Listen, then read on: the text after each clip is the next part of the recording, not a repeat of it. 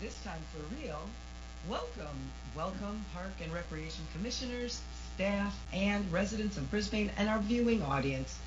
This virtual meeting is compliant with the Governor's Executive Order N-29-20, issued on March 17, 2020, allowing for deviation of teleconference rules required by the Brown Act.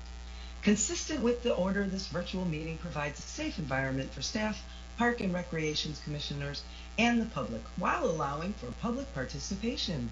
The public may address the Commission using exclusively remote public comment options, which I will detail shortly. The Commission may take action on any item listed in the agenda. Viewing public meeting videos, members of the public may view the meeting by logging into the Zoom meeting.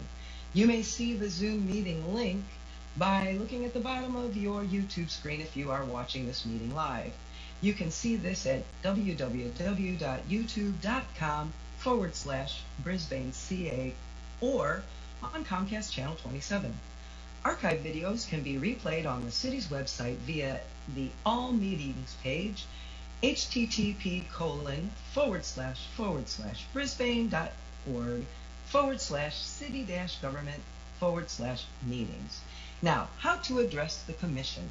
When an item you're interested in appears on the agenda, you may address the Commission at that time. If the matter you're interested in is not on the Commission's agenda, but is a matter that is within the Commission's subject matter jurisdiction, you may address it under Citizens Communications. Meeting participants are encouraged to submit public comments in advance of the meeting. To provide remote public comments, aside from commenting while in the Zoom meeting, the following email and text line will be monitored during the meeting, and the public comments received will be read into record under Citizens Communications. Email to snahass@brisbaneca.org. Text to 415-519-9588. Zoom link can be found at the bottom of the YouTube screen. Meeting ID for the Zoom is 924-8773-4291. Again, that is 924-8773-4291. Passcode 123456. Dial-in number 1-669-900-9128. Again, the dial-in number is 1-669-900-9128. And with that said, I'd like to call to order this virtual meeting on Wednesday, October 14th, 2020 at 6:36 p.m. And now I'd like to take a roll call. Commissioner Boggs. Present. Commissioner Ocampo. Present. Commissioner Covino. Present. Commissioner Fryer. Present. Commissioner Needham. Present. And Commissioner Marmion. I'm here. And Commissioner Bolagoff will be absent this evening. All right. And with that, thank you. We are moving on to the adoption of the agenda. Do we have any deletions, additions, or changes to our agenda tonight? No?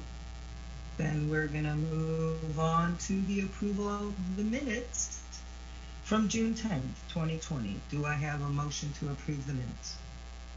You didn't approve the agenda. I'm sorry. I would like a motion to approve the agenda then, please. I'll make a motion to approve the agenda. Second it. Thank you. Thank you. I second All it. in favor? All in favor, and we're going to have to do a roll call, yes? Okay. Okay, roll call. Commissioner Boggs. Yes. Commissioner Ocampo, Yes. Commissioner Covino, Yay. Commissioner Fryer, Aye. Commissioner Needham, Aye. and Commissioner Marmion. Aye. All right, thank you. Thank you also, Commissioner Marmion, for reminding me. And with that then, can I have please a motion for approval of the minutes from June 10th, 2020? Tricia, I caught one thing on the minutes. Under roll call for commissioners present, it does not indicate that Chairperson Boggs was present. Oh, So we need to add him. hey. But you did call the meeting to order so we knew that you. Oh, well, whew, good thing. I will fix that. So what is that? Okay, so what does that mean then? Do we approve the minutes as amended then? Yes. Okay. So I make a Do I have make a a- motion to approve it? I make a motion that we approve the minutes of June 10th, 2020 as amended. I second. Thank you. Do we have a second? Thank I you. second it. Commissioner Marmion? Okay, roll call. There's a roll call on that too? Yeah, yeah. Okay, Commissioner Boggs, Yes. Commissioner Ocampo, Aye. Commissioner Covino, Aye. Commissioner Fryer, Aye. Commissioner Needham, Aye. and Commissioner Marmion. Aye. Thank you, everyone. At this time, I'd like to ask for any citizens' communications. And I do see that we have a community member in the audience, so I don't know if that matters. It's actually the community meeting room where we're streaming the Oh. AV for the meeting. So it's not All I see not is a member of the public. community ME. All right, then. I don't. Bummer. Okay, well, then. I don't see anyone in the wait list. Let's just confirm with Sarah that we haven't received any public comments via text or email. Sarah, can you confirm? No, I have not received any emails or text. Okay, thank you. All right. Well, gosh, this was your chance, everyone. Yeah. Next, then we're going to move on to presentations, which we have none. So we won't have any presentations. We have no old business, which is item 7. And then moving on from that, we have no new business, which is item 8. But we do have some reports in item 9. So we're going to move on to reports, which the first one is the chairperson. I have no reports. Subcommittee meeting reports. We have not had any subcommittee meetings take place between now and our previous meeting. All right. And then for now, we also talk about setting subcommittee meetings, and that would be for things that we haven't really talked about yet, but because we had talked earlier about possibly looking at events for the winter. So do we want to set subcommittee meetings first? Can I ask a silly question? I know I'm going out of order, but old business? Do we not have any update on the skate park mural, or is that in limbo still? As far as I've been informed, that is still in limbo. I don't have an update. Okay, sorry, I just wanted to make sure. Yeah, I And- think and- that was gonna come under Okay. staff reports. And then as far as setting subcommittee meetings, the most time relevant one from a staff perspective is the Festival of Lights. Right, okay. So do we can set that, is that what, now? Do we want to do that? All right, cool. I have that somewhere, the subcommittees. If that's the only one that we're going to set, that would be myself, Commissioner Marmion, and Commissioner Needham. And that would be, and then we would be meeting about what we would be doing for our holiday Festival of Lights and how we can create that. No, isn't that Bulgoff, Marmion, and Boggs Festival of Lights? That's correct. Oh, Yeah. never mind. I was looking at events. I apologize. Yeah. Yes. So Okay. if Karen and Renee, if you guys want to look at your calendars to try and find a date that works, then we can reach out to Bonnie directly to confirm her availability. Okay. I'm literally available pretty much any evening unless I have a Lions Club meeting, and because of Zoom, it doesn't. I seem to have a lot more flexibility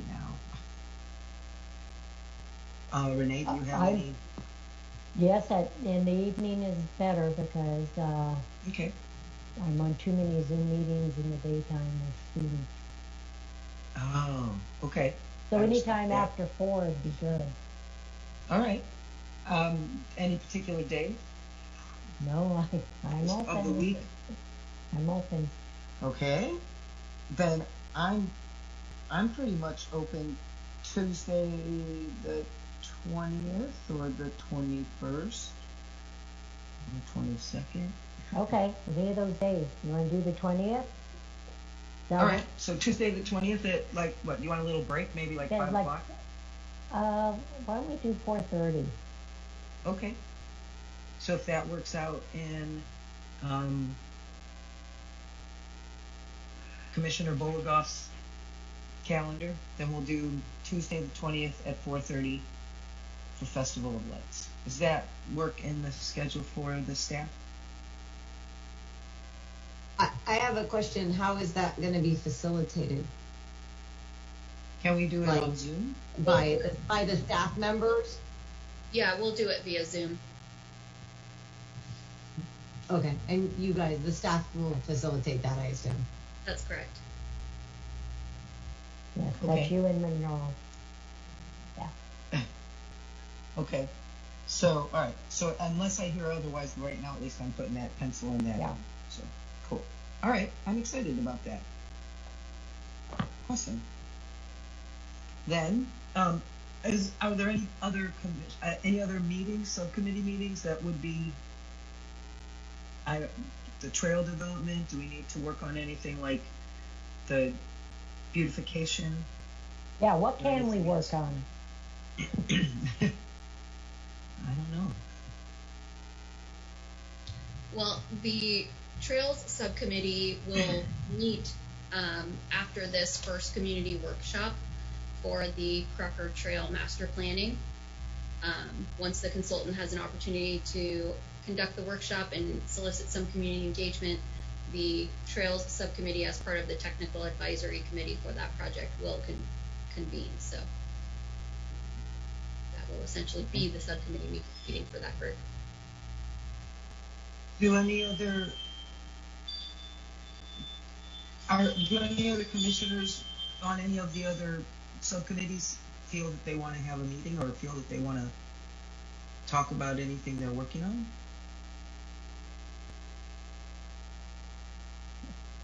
Nope. All right. Alrighty then. Then I guess we're going to move on to reports from any commissioners. Do any of our commissioners have anything to report? I just have a commentary in regards to the job that the Park and Rec are doing at the pool. I've been a frequent member of the pool during my lunch hours a couple times a week, and it's been awesome. The protocols they're following, the steps about registering, it's well run. They do a good job, and I just want to give the Park and Rec Commission, Park and Rec staff kudos for a job well done. Nice. Awesome. We'll pass that along to the Aquatics team. Thanks, Laya. Excellent. All right. Then any other commissioners? Then we move on to reports from the staff.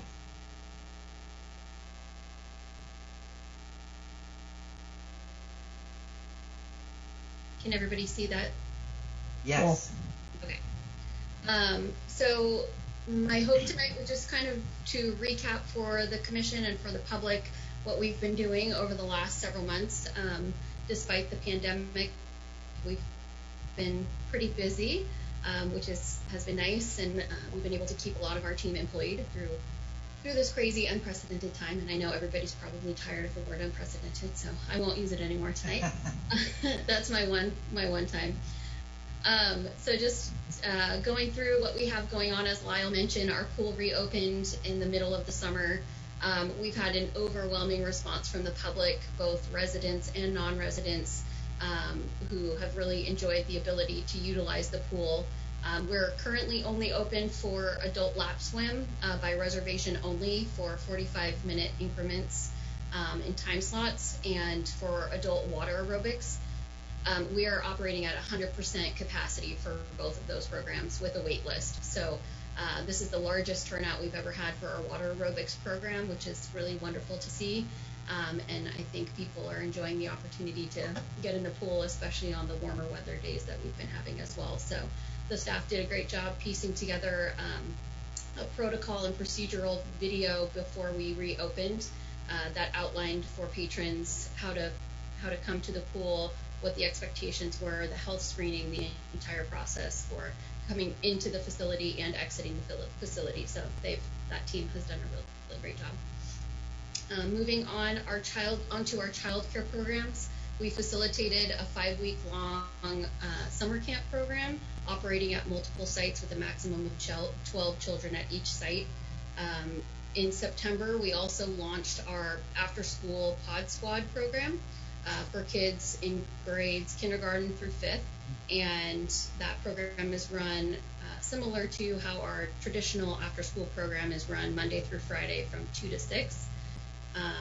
We have programs at both Mission Blue and Lippman, and it's going really well. We also restarted our preschool program, which is being held at Mission Blue in the mornings. We have 8 kids currently enrolled, but it's really nice to see their faces every day and have them on site, and for staff to have the opportunity to do, what they're passionate about. So it's been really fun to have kids back in our programs.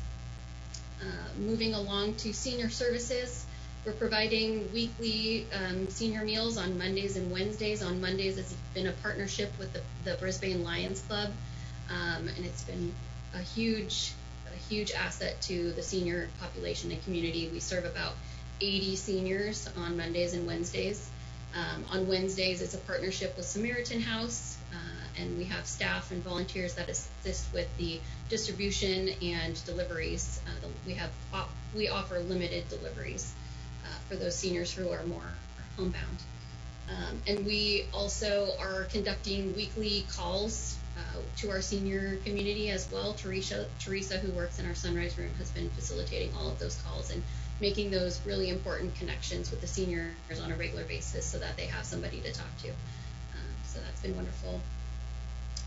As far as special events, last weekend, or was it last weekend, Sharon? Yes. Okay. It seems like a lot of days. Sorry. Yes, it was just last weekend. Yeah, so we held our second annual Luna Fest So it event. was the weekend before. I'm sorry. Oh wait, it was 2 weeks. Third. I'm still in Chicago, so my whole work time is warped. Yeah. Yes, Okay. 2 weekends ago, but 1.5 weeks ago. Yes, thank you. So we held our second annual Luna Fest event, which was supposed to take place in March, but because of COVID, got pushed back, and it was a virtual format. Despite it being changed and altered in many ways, we had a really great response from the public, and actually sold more tickets this year than we had last year.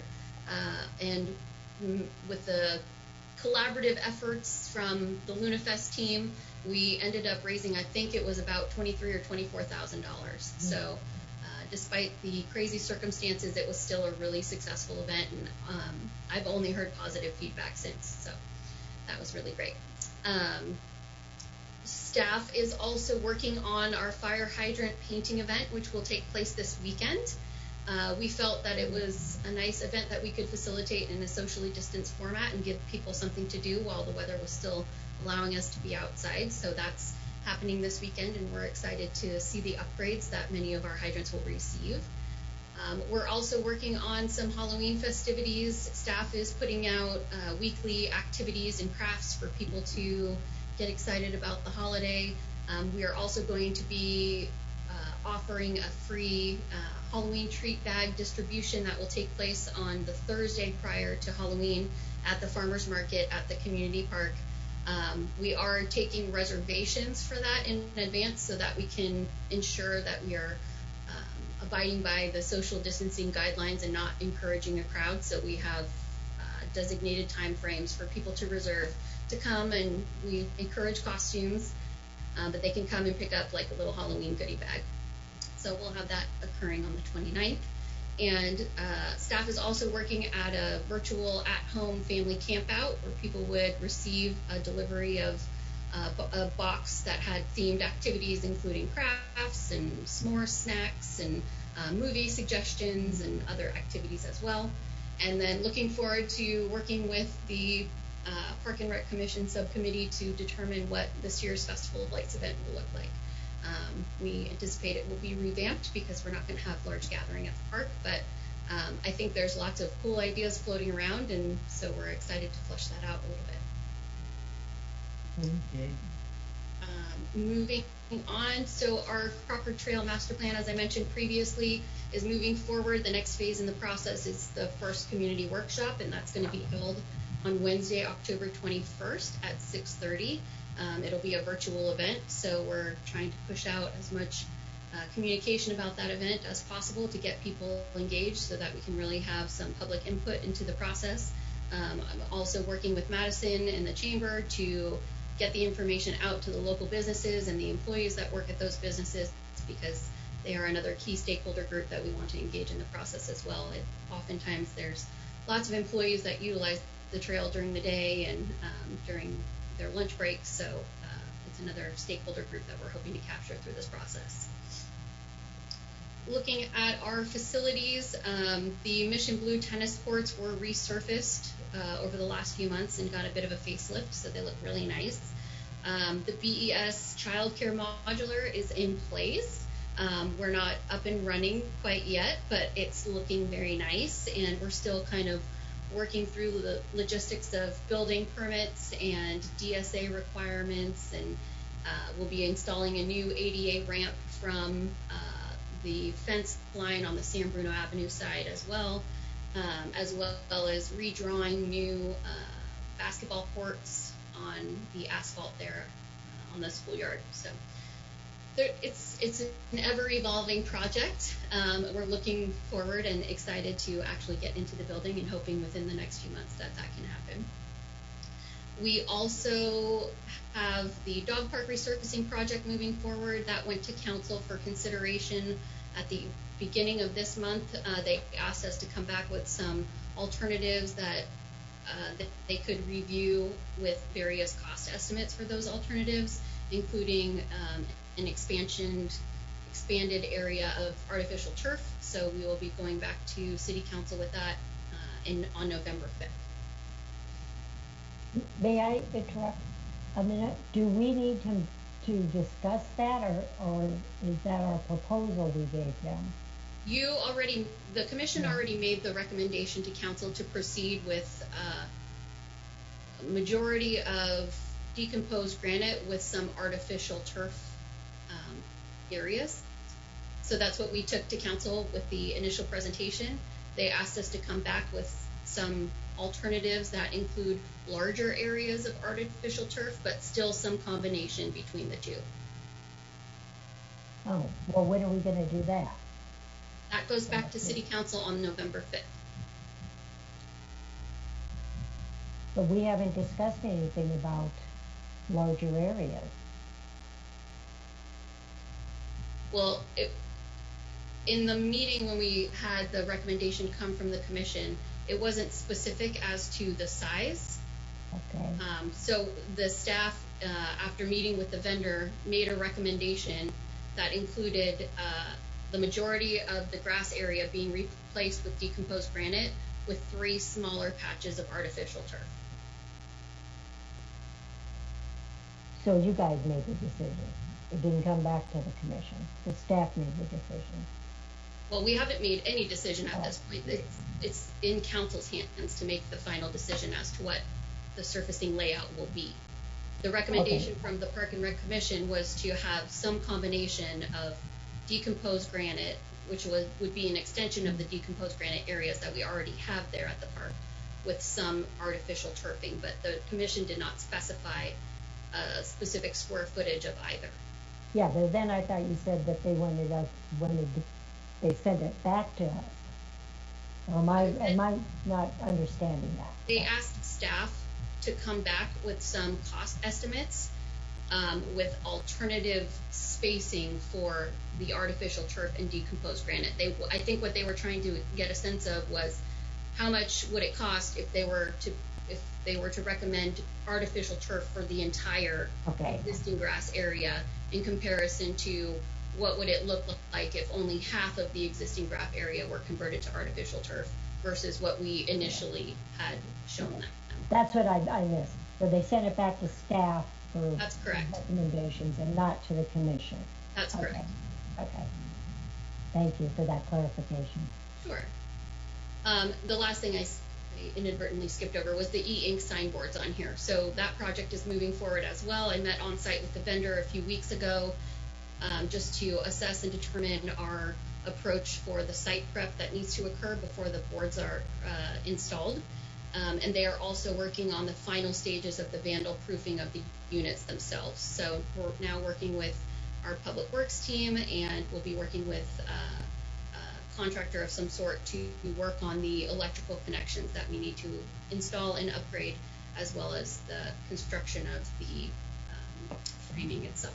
So that's exciting. Moving on, I mentioned to you previously that staff worked to create and push out the Solidarity poster series that really served to kind of unify and strengthen the community of Brisbane. They are available for sale. All of the proceeds will be donated to nonprofit organizations that is determined by the city's equity committee. We also received some recognition from the California Parks and Recreation Society for the Solidarity posters, and a quick shout out to Jeff and Sarah for all their hard work creating those and spreading them around town. And I think they brought some smiles, which was the intended purpose. Lastly, we've been supporting our environmental analyst who is on leave. This kind of idea was born from the Open Space and Ecology Committee to host a recycled arts and crafts contest. They thought it was something that residents could do while home and utilize materials that weren't being utilized and reimagine them. So we are helping to facilitate the recycled arts and crafts contest. It does say that the deadline is tomorrow. There's a possibility that we might extend that deadline. But we have, I think, as of today, 13 or 14 submissions. So, and some of them are really cool and innovative. So I'm excited to see once they're unveiled to the community. Those are the major updates I have. The last thing worth mentioning is that the city's going to be reopening the vacancies and the recruitment for the Park and Rec Commission vacancies in November, and they intend to conduct the interviews in January. Okay. Those are all the updates I have. Noreen, back to the Festival of Lights, which is coming down the pipe. What is the status on the new Christmas tree that has failed? Can you give us an overview of what happened with that, the history of it, and then also, what's going to happen to it? Because obviously it would be a bit peculiar to put Christmas lights up on the old tree with this what's become an eyesore in the foreground. So can you just give us it would be helpful for me to understand the broad background of this and what happened that it didn't take, and then where are we at in terms of what's going to happen with that? Sure. I will fully admit I am not the expert in this area, nor have I been managing the tree through this process. It's been more so Public Works team. I did speak with Karen about this recently and to inquire what the next steps were in the process. As I understand it, and I'm happy to provide follow-up information that's more specific, but as I understand it, the tree, which is a mature tree, went into transplant shock, and they had an arborist come out and assess what was going on. They tested the soil. I think it was ultimately determined that the tree was getting too much water, and that it was struggling to survive. And so they hoped that with time that it would be able to survive the shock, but it has not. And it's unfortunate, but it sounds like the tree will be removed at some point in the near future. And I know that there's some concern around, it being a fire hazard. So I have, as I mentioned, spoken with Karen about the removal of the tree. And I think that they're going to wait and do some additional tests to determine whether or not it makes sense to plant a new tree in that space, just to experience the same types of issues with, I think there was some challenges with just the water shelf in that area, but we don't want to replant another new tree and then have the same outcome. So they're going to do some additional testing just to determine what the next course of action is. The tree was, I believe it's under warranty, so it is covered, but we don't want to make the same mistake twice. And so we could expect to see it come down before Festival of Lights, because it would certainly... That would be the hope, yes.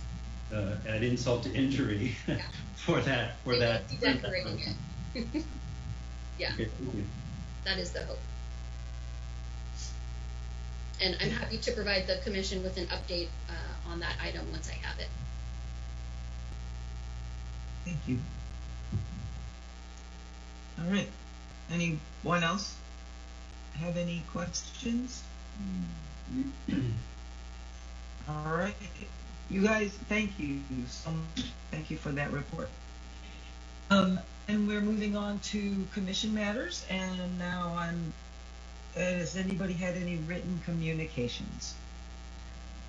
Yes, well, we did all get a written communication from Dan Carter immediately following our last meeting. We all got that correctly? Yes. Yes. Is that something that needs to be put on the public record, or we discuss it? And I did. This, of course, has to do with our vetoing the public art installation on the skate park. And I did want to follow up with David's comment much earlier that wasn't on our ongoing business, our old business, but I did want to ask what is happening with that. Certainly my understanding at the last meeting, and I remember asking quite directly, what happens if we veto this? And the response was that it would then go to City Council. It was on the City Council's agenda. My understanding it got pulled. So is it in limbo or what? And back to the point about the written communication, for those who might remember it, basically what Dan Carter said, he took some issue with some of the things that we had said, which I think was fair. But he said basically that the Arts Commission had made a mistake, and he wrote what I thought was a rather a poignant comment about mistakes, that mistakes are there to learn from, and that this should be something we should learn from, and so on. So where exactly is this? I've heard nothing either on the commission side of what happens next, nor from the Public Art Committee. We have not gotten any notification here. Here's the next steps. So what are the next steps? Yeah, I think that's a great question, Kevin. I don't have an answer for you tonight. I know that the Public Art Advisory Committee has not met since we had our last commission meeting and had that discussion. I'm happy to follow up with Stuart and find out where that lies and what the next steps are, and then I can report back. Okay. Thank you. Thank you. Anyone else? And thank you, Kevin, for reminding us about that, because I had forgotten about getting that email. That moves us on to commission calendar. is that talking about our next scheduled meeting? Yeah, so our next meeting is scheduled for November 11th. All right. And do we want to? I just wanted to say, it's probably not going to matter now because we're doing via Zoom. If we even have a meeting, that's typically a holiday for us. So I don't know if that comes into play since we're not meeting in person. It's Veterans Day, so we're Right. off that day.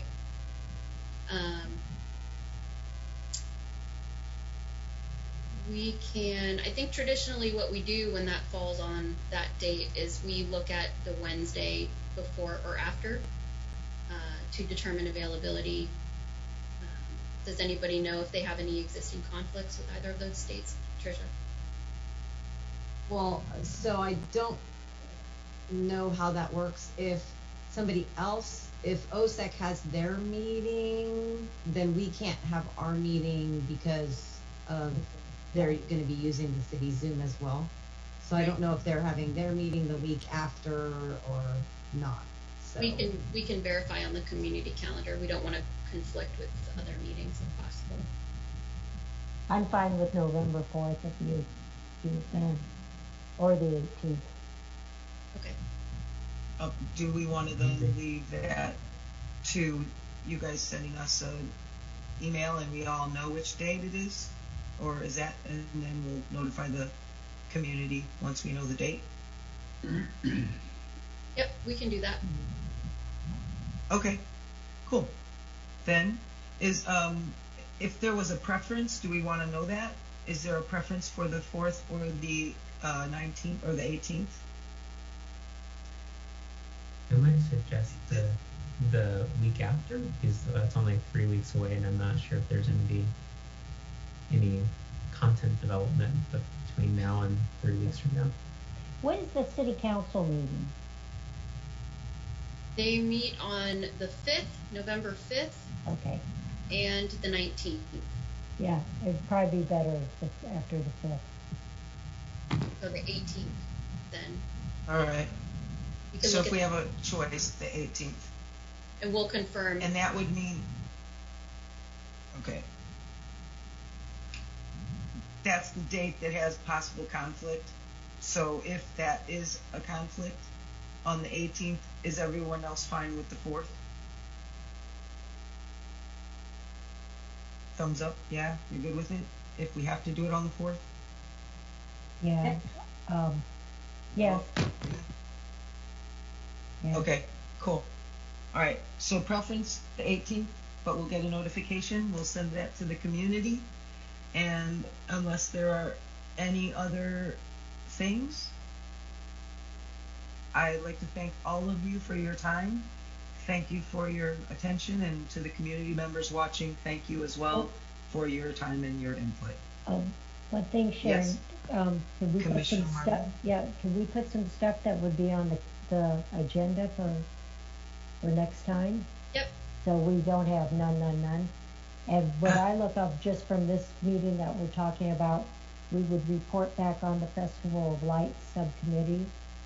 Okay. And we would have a report back on the Crocker Trail Master Plan Workshop. And if the city council, you said the dog park, the staff report will go back to the city council this month? 5th, November 5th. Oh, November 5th. Okay, well, maybe we might have a report on that. And possibly. And then we might also know more about the signs. The signs and the art, the art, the mural at the skate park. Maybe we can get some of that. Because that's some of our old business still. Oh, and then the hydrant painting. Yeah, to hear how it goes. And Awesome. the Halloween activities. So we do have some stuff. Trying to find out something to do. Hey, that's important that we stay connected. So it's appreciated that everybody's here tonight. Thank you. And on that note, Okay. thank you, Commissioner Marmion, and thank you, all of you. for being here. And we're going to end this meeting, and we're going to adjourn at, I'm on Chicago time, and I have no idea what time it is. Whatever time it is. 12 p.m. California time. 7:12. 7:13. Excellent. Thank you so much. All right. Good night, everyone. Thank you. Good night. Thank you. See you Nice to next see week. you all. Right. The recording has stopped.